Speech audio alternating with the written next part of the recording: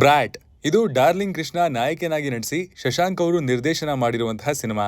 ಕೌಸಲ್ಯ ಸುಪ್ರಜಾ ರಾಮ ಸಿನಿಮಾದ ನಂತರ ಮತ್ತೊಮ್ಮೆ ಈ ಜೋಡಿ ಈ ಸಿನಿಮಾಗಾಗಿ ಒಂದಾಗಿದ್ದು, ಈ ಸಿನಿಮಾ ಇವತ್ತು ರಾಜ್ಯಾದ್ಯಂತ ಬಿಡುಗಡೆ ಆಗಿದೆ. ಇದರ ಪ್ರೀಮಿಯರ್ ಶೋಗಳನ್ನ ಕರ್ನಾಟಕದ ವಿವಿಧೆಡೆ ರಿಲೀಸ್ ಮಾಡಿದ್ರು. ಈ ಸಿನಿಮಾನ ನಾನು ನೋಡಿ ಬಂದಿದ್ದಾಯ್ತು. ಹಾಗಿದ್ರೆ ಬನ್ನಿ, ಸಿನಿಮಾ ಹೇಗಿದೆ, ಬ್ರಾಟ್ ಅಂದ್ರೆ ಏನು, ಮತ್ತೊಮ್ಮೆ ಈ ಜೋಡಿ ಸ್ಯಾಂಡಲ್ವುಡ್ ಅಲ್ಲಿ ಹಿಟ್ ಟ್ಯಾಗ್ ಅನ್ನ ಪಡ್ಕೊಳ್ತಾರ, ಹೇಗೆ ಏನು ಎಲ್ಲವನ್ನ ಇವತ್ತಿನ ರಿವ್ಯೂಲ್ ಹೇಳ್ತೀನಿ. ಹಾಯ್, ಎಲ್ರಿಗೂ ನಮಸ್ಕಾರ ಅಂಡ್ ವೆಲ್ಕಮ್ ಟು ಖಡಕ್ ಸಿನಿಮಾ. ನೀವೇನಾದ್ರೂ ನಮ್ಮ ಚಾನಲ್ಗೆ ಹೊಸಬ್ರಾಗಿದ್ರೆ ಅಂಡ್ ನಾವು ಮಾಡುವಂತಹ ಕಂಟೆಂಟ್ಗಳು, ರಿವ್ಯೂಗಳು ನಿಮ್ಗೆ ಇಷ್ಟ ಆಗೋದಾದ್ರೆ ಮಾತ್ರ ನಮ್ಮ ಚಾನಲ್ ಅನ್ನ ಸಬ್ಸ್ಕ್ರೈಬ್ ಮಾಡ್ಕೊಳ್ಳಿ. ಕ್ರಿಸ್ಟಿ ಅಲಿಯಾಸ್ ಕೃಷ್ಣ ಒಬ್ಬ ಮಿಡಲ್ ಕ್ಲಾಸ್ ಹುಡುಗ. ಅಪ್ಪ ಮಹದೇವಯ್ಯ ನ್ಯಾಯ ನೀತಿನೇ ತಂದೆ ತಾಯಿ ಅಂತ ಬದುಕ್ತಿರುವಂತಹ ಒಬ್ಬ ಸ್ಟ್ರಿಕ್ಟ್ ಪೊಲೀಸ್. ಕ್ರಿಸ್ಟಿಗೆ ಓದು ತಲೆಗೆ ಹತ್ತಲ್ಲ. ಬೇರೆ ಆಪ್ಷನ್ಸೇ ಇಲ್ಲದೆ ಡೆಲಿವರಿ ಬಾಯ್ ಆಗಿ ಕೆಲಸ ಮಾಡ್ತಾ ಇರ್ತಾನೆ. ಅವ್ನ ಲೈಫಲ್ಲಿ ಕಷ್ಟ ಪಡ್ಬೇಕಾದ್ರೆ ಒಂದು ನಾಯಿಯಿಂದ, ಹೋಟೆಲ್ನ ಒಂದು ಇನ್ಸಿಡೆಂಟ್ ಇಂದ ಅವನ ಇಡೀ ಥಾಟ್ ಪ್ರೋಸೆಸ್ ಬದಲಾಗುತ್ತೆ. ಇಲ್ಲಿ ದುಡ್ಡೇ ದೊಡ್ಡಪ್ಪ, ದುಡ್ಡು ಮಾಡಿದ್ರೆ ಇಡೀ ದುನಿಯಾನೇ ನಿನಗೆ ಸಲಾಂ ಹೊಡೆಯುತ್ತೆ, ಇಲ್ಲ ನಿನ್ ಕಷ್ಟ ಕೇಳೋದಕ್ಕೆ ಯಾರು ಬರಲ್ಲ ಅನ್ನುವಂತಹ ಪಾಲಿಸಿಗೆ ಬಂದು ಬೆಟ್ಟಿಂಗ್ ಅನ್ನ ಶುರು ಮಾಡ್ಕೊಳ್ಳುವಂತಹ ಕ್ರಿಸ್ಟಿ ಅದರಿಂದ ಏನೆಲ್ಲ ಪಡ್ಕೊಂಡ, ಏನೆಲ್ಲ ಕಳ್ಕೊಂಡ. ನ್ಯಾಯ ನೀತಿ ಅನ್ನುವಂತಹ ಅಪ್ಪ ಮಗನನ್ನ ಸುಮ್ನೆ ಬಿಟ್ನ. ಕ್ರಿಸ್ಟಿ ಈ ಓಟದಲ್ಲಿ ಎಲ್ಲಿ ಹೋಗಿ ನಿಲ್ತಾನೆ ಅನ್ನೋದೇ ಈ ಸಿನಿಮಾದ ಪ್ಲಾಟ್. ಇದುವರೆಗೂ ಕ್ರಿಕೆಟ್ ಬೆಟ್ಟಿಂಗ್ ಮೇಲೆ ಬೆರಳೆಣಿಕೆಯಷ್ಟು ಸಿನಿಮಾಗಳು ಬಂದಿರಬಹುದು, ಆದ್ರೆ ಸಂಪೂರ್ಣವಾಗಿ ಬೆಟ್ಟಿಂಗ್ ಮೇಲೆ ಬಂದಿರುವಂತಹ ಸಿನಿಮಾಗಳು ತೀರಾನೇ ಕಮ್ಮಿ. ಈ ವಿಷಯದಲ್ಲಿ brought is one of it's kind ಅಂತ ಹೇಳ್ಬೋದು. ಸಿನಿಮಾದ ಕೋರ್ ಬೆಟ್ಟಿಂಗ್ ಅಂಡ್ ಅದರ ಟರ್ಮ್ಸ್ಗಳು, ಆಂಬಿಯನ್ಸು ಎಲ್ಲವೂ ಫ್ರೆಶ್ ಆಗಿದೆ. ನಾವು ತುಂಬಾ ಜನ ಡೈರೆಕ್ಟರ್ಗಳನ್ನ ನೋಡಿರ್ತೀವಿ, ಒಂದ್ 2-3 ಹಿಟ್ ಸಿನಿಮಾ ಕೊಟ್ಟಾದ್ಮೇಲೆ ರೊಟೀನ್ ಟೆಂಪ್ಲೇಟ್ ಬಂದು ಅಪ್ಡೇಟ್ ಆಗದೆ ಔಟ್ಡೇಟ್ ಆಗ್ಬಿಡ್ತಾರೆ. ಆದ್ರೆ ಡೈರೆಕ್ಟರ್ ಶಶಾಂಕ್ ಅವರು ಈ ವಿಷಯದಲ್ಲಿ ನನ್ನನ್ನ ಇಂಪ್ರೆಸ್ ಮಾಡಿದ್ರು. ಇದು unusual Shashank and unusual darling Krishna ಅವರ ಸಿನಿಮಾ ಅಂತ ಹೇಳ್ಬೋದು. ಸಿನಿಮಾದ ಕತೆ ಆಯ್ಕೆ ವಿಚಾರದಲ್ಲೇ ಹೊಸತನ ಇದೆ ಅಂಡ್ ಇಡೀ ಸಿನಿಮಾವನ್ನ ಒಂದು ಫ್ರೆಶ್ ಟೋನ್ ಅಲ್ಲೇ ಕಟ್ಟಿದ್ದಾರೆ. ಬೆಟ್ಟಿಂಗ್ ನ ಪ್ರೋಸ್ ಅಂಡ್ ಕಾನ್ಸ್ ಅನ್ನ ಇಲ್ಲಿ ಚೆನ್ನಾಗಿ ಅರ್ಥ ಮಾಡ್ಕೊಂಡು ಸಿನಿಮಾದಲ್ಲಿ ಅದನ್ನ ಬ್ಯಾಲೆನ್ಸ್ ಮಾಡೋದು ಸುಲಭದ ಕೆಲಸ ಅಲ್ಲ. ಯಾಕಂದ್ರೆ ಜಾಸ್ತಿ ಅದರ ಪಾಸಿಟಿವ್ ಸೈಡ್ಸ್ ಅನ್ನ ತೋರಿಸಿದಾಗ ಅದು ಆಡಿಯನ್ಸ್ ಅನ್ನ ಗ್ಯಾಮ್ಲಿಂಗ್ ಕಡೆಗೆ ಅಟ್ರಾಕ್ಟ್ ಮಾಡುತ್ತೆ. ಅಟ್ ದ ಸೇಮ್ ಟೈಮ್ ಜಾಸ್ತಿ ಅದರ ನೆಗೆಟಿವ್ಸ್ ಅನ್ನ ತೋರಿಸಿದಾಗ ಸಿನಿಮಾ ಗೋಳು ಅಂತ ಅನಿಸ್ಬಿಡುತ್ತೆ. ಇದರ ಬ್ಯಾಲೆನ್ಸ್ ಸಿನಿಮಾದಲ್ಲಿ ತುಂಬಾ ಚೆನ್ನಾಗಿದೆ.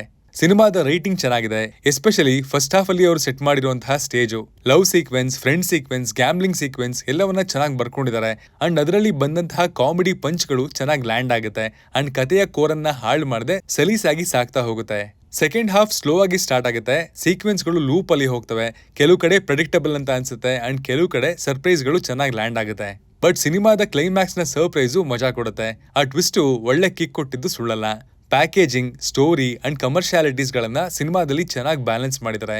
ಬಟ್ ಕೆಲವು ಕಡೆ ಲಾಜಿಕ್ ಅನ್ನ ಸ್ವಲ್ಪ ಲಿಬರಲ್ ಆಗಿ ತಗೊಂಡು ಈ ಸೀನ್ ನ ಮುಗಿಸ್ಬಿಟ್ರಲ್ಲ ಇವರು ಅಂತ ಕೂಡ ಅನಿಸ್ತು.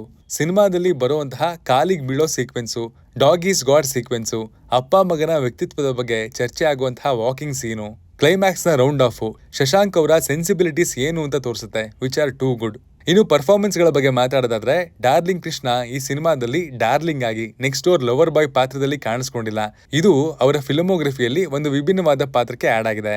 ಈ ಸಿನಿಮಾದಲ್ಲಿ ಅವರ ಕಾಸ್ಟ್ಯೂಮ್ ಡಿಸೈನ್, ಆಟಿಟ್ಯೂಡ್, ಸ್ವಾಗ್ ಅಂಡ್ ಆ ಪಾತ್ರಕ್ಕೆ ಇರುವಂತಹ ಬ್ರಿಲಿಯನ್ಸ್ ಅನ್ನ ತನ್ನ ಮ್ಯಾನರಿಸಮ್ಸ್ ನ ಮೂಲಕ ತೋರಿಸಿರುವಂತಹ ರೀತಿ ಚೆನ್ನಾಗಿದೆ.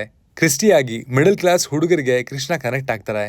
ಹೀರೋಯಿನ್ ಆಗಿ ಮನಿಷಾ ಕಂಡ್ಕೂರ್ ಪ್ರಾಮಿಸಿಂಗ್ ಆಗಿದ್ದಾರೆ ಅಂಡ್ ಅವರಿಗೆ ಸಿಕ್ಕಿರುವಂತಹ ಸ್ಪೇಸ್ ಅಲ್ಲಿ ಅವರ ಪರ್ಫಾರ್ಮೆನ್ಸ್ ಡೀಸೆಂಟ್ ಆಗಿತ್ತು.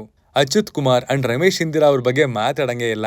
ಎಂತ ಪಾತ್ರಗಳನ್ನ ಕೊಟ್ಟರು ಅದನ್ನ ತಮ್ದಾಗಿಸ್ಕೊಳ್ಳುವಂತಹ ಕೆಪಾಸಿಟಿ ಇರುವಂತಹ ಆರ್ಟಿಸ್ಟ್ಗಳಿವರು. ಈ ಸಿನಿಮಾದಲ್ಲೂ ಅವರು ಅದೇ ಕಮಾರನ್ನ ಮುಂದುವರಿಸಿದ್ದಾರೆ. ಡ್ರ್ಯಾಗನ್ ಮಂಜು ಮತ್ತು ಮಾನ್ಸಿ ಸುಧೀರ್ ಪಾತ್ರದ ಚೌಕಟ್ಟಿನಲ್ಲಿ ಡೀಸೆಂಟ್ ಆಗಿ ಪರ್ಫಾರ್ಮ್ ಮಾಡಿದ್ದಾರೆ.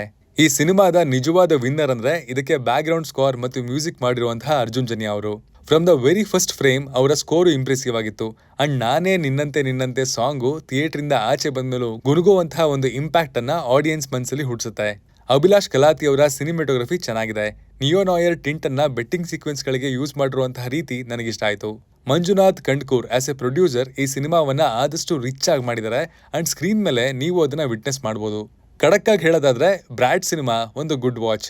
ಎಸ್ಪೆಷಲಿ ಕ್ರಿಕೆಟ್ ಲವರ್ಸ್ಗೆ, ಗ್ಯಾಮ್ಲಿಂಗ್ ನ ಒಂದಲ್ಲ ಒಂದು ರೀತಿಯಲ್ಲಿ ನೋಡಿರೋರು, ಕೇಳಿರೋರು, ಎಕ್ಸ್ಪೀರಿಯನ್ಸ್ ಮಾಡಿರೋರಿಗೆ ಈ ಸಿನಿಮಾ ಜಾಸ್ತಿನೇ ಕನೆಕ್ಟ್ ಆಗುತ್ತೆ ಅಂತ ಹೇಳ್ತೀನಿ. ಇನ್ನು ಮಿಕ್ದವ್ರಿಗೆ ಈ ಸಿನಿಮಾದ ಥೀಮ್ಗೆ ಅಡ್ಜಸ್ಟ್ ಆಗೋದಕ್ಕೆ, ಅದರ ವರ್ಲ್ಡ್ಗೆ ಇಳಿಯೋದಕ್ಕೆ ಸ್ವಲ್ಪ ಸಮಯ ಆಗುತ್ತೆ. ಬಟ್ ಆಸ್ ಎ ಫಿಲ್ಮ್ ಇದು ಒಂದು ಕಂಪ್ಲೀಟ್ ಫೀಲ್ ಅನ್ನ ಖಂಡಿತ ಕೊಡುತ್ತೆ ಅಂತ ಹೇಳ್ತೀನಿ. ಇದಾಗಿತ್ತು ಬ್ರಾಟ್ ಸಿನಿಮಾದ ರಿವ್ಯೂ. ನೀವೇನಾದ್ರೂ ಸಿನಿಮಾ ನೋಡಿದ್ರೆ ನಿಮ್ಗೆ ಹೇಗೆ ಅನ್ನಿಸ್ತು ಅನ್ನೋದನ್ನ ಕಮೆಂಟ್ ಮಾಡಿ ತಿಳಿಸಿ. Signing off, Manu.